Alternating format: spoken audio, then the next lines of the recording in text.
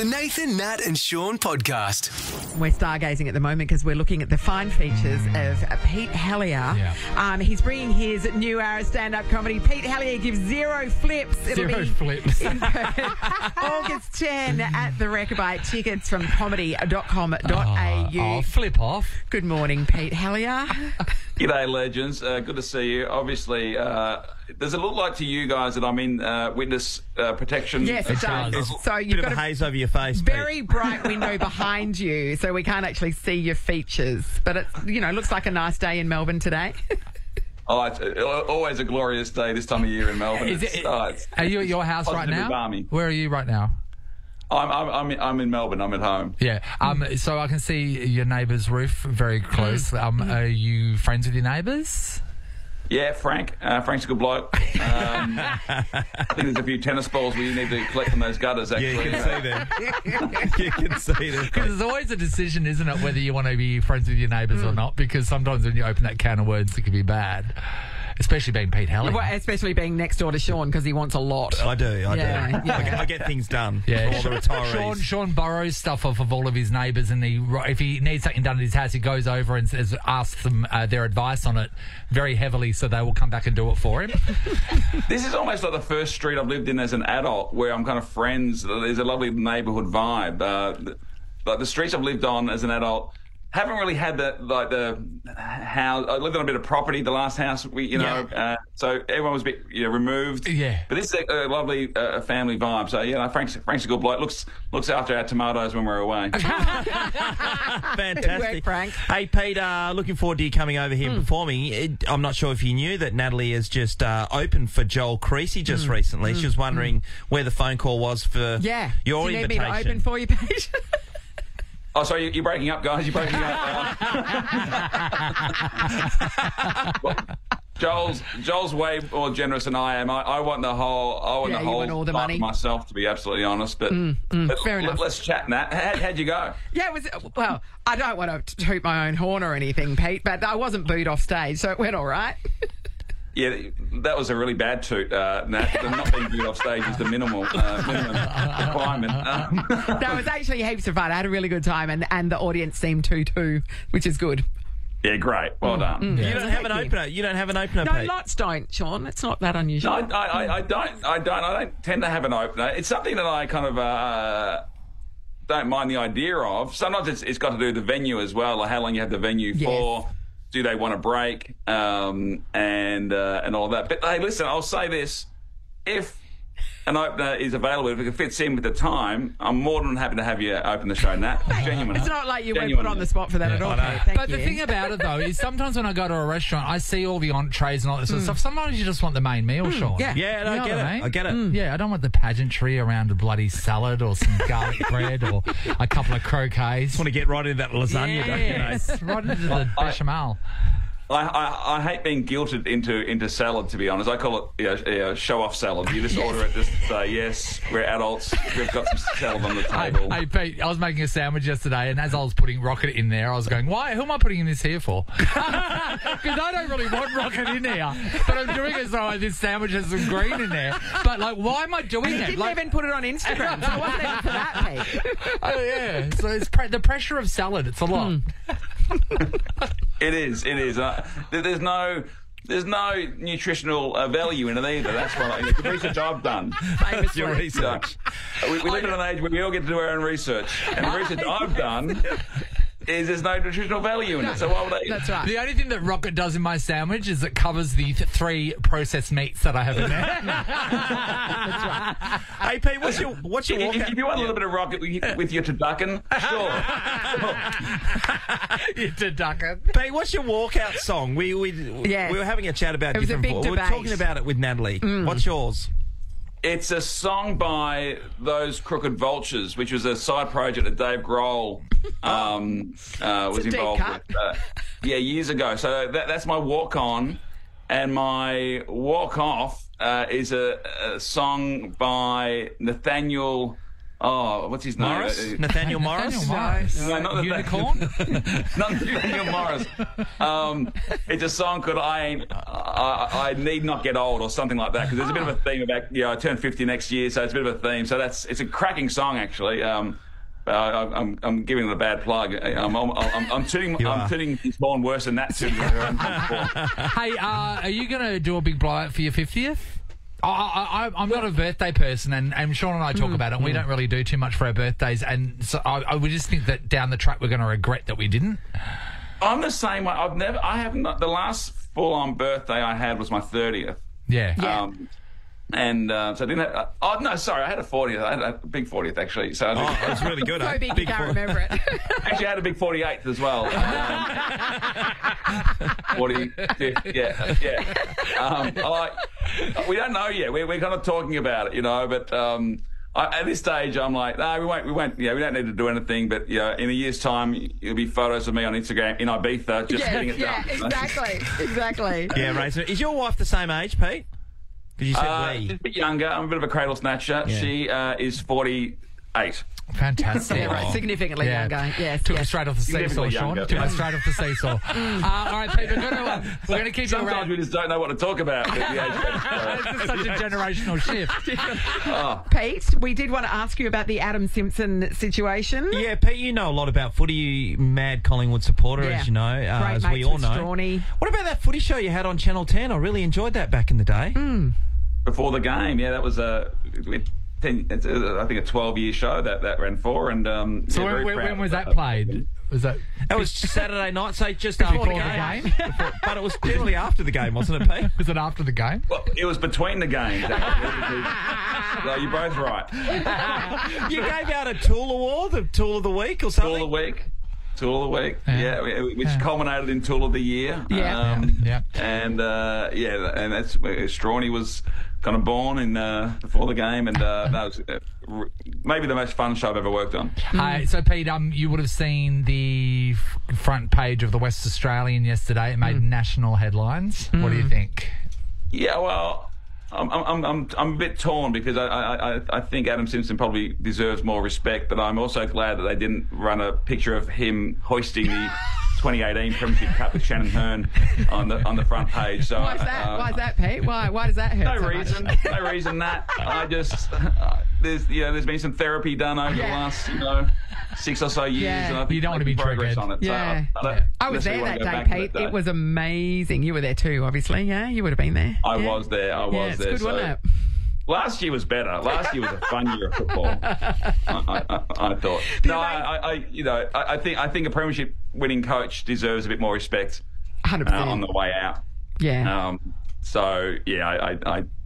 It did seem like it was a bit of backlash from the West about the comments that, in reaction to the comments Simo made in his presser about the way that, people are cruel, he said. Journalists in particular, and then he named the guy that had asked the question, and it felt like that was a little bit of retaliation, don't you reckon? Yeah, that's interesting. Yeah, I mean, it just wasn't particularly classy, and with that said, if the West Australian are reviewing my show, they can do what they like. I really thought you had been sitting on the fence that whole time, and now you've come clean. So at the it's all over the news at the moment what Adam Simpson said as he was walking out to the presser. He's cleared that up. Yeah, so what was it? It was about Bailey Williams' moustache, is what he said. He said, you've got to get rid of that. It's what he said all these things you've had to say. I saw there's all this controversy about what he may have said. And then I was listening to the clip, and I was listening at home, and I was going, how can anyone tell any of this sort of stuff? Because they were jumping to conclusions because Harley Reid was sitting next to him, and there were people saying that what they thought he said was, you've had your say. But no, what he was saying, Simo said last night that he didn't even notice that Harley Reid was next to him because he was looking at Bailey Williams, and he said, you've got to get rid of that moustache. Well, that's right. They started the conversation that Harley was the one who made Simo left. Yes. People I think had zoomed in on Harley Reid's face, and he had a smile, probably laughing at the what fact Simo said about the moustache. Correct. And drew the next. There were a lot of conclusions being jumped to. And then there was all Daisy Pearce turned around and gave him a filthy look like your mum would when you've said something bad, and it's like, my God, the whole thing was. But maybe she hates the moustache too. Yeah. Blown out of the proportion once again. Yeah, it's a terrible situation to be in, Pete. And luckily your club never turned turns on itself either, so that's good. Well, look, we're a very happy club. We are the reigning premiers. The opportunity to go back to back is still alive. No, it's not. Oh, come on, Pete. Very much is. I mean, mathematically possible, but yeah. Mathematically possible. We are. If Jamie Elliott takes that mark on Anzac Day in the dying moments and scores a point, if Lockie Sullivan hands the ball back to the umpire against Freo, we'll be sitting second on the ladder or third on the ladder. So we're okay. We're okay at the Pies. We'll beat the Cats this week, and yeah. Your season's over. I mean, I'm trying to sell it to myself too. Well, you sold it to us, mate. Yeah. And you sold your show. Yes, that's right. Yep. Pete Helliar gives zero flips. Check it out. I love the name. He's a very funny man. The record. And there are only legitimately there are 20 tickets left. So snap them up. Jump on this morning and snap them up. Yeah, I think the West Australian going to buy them and do a special report. Comedy.com.au to all the journos at the West that want to go along. Thanks for chatting, Pete. It's always a pleasure. Thanks, legends. Love yous. Good to see you, mate. This is the Nathan, Nat and Shaun podcast.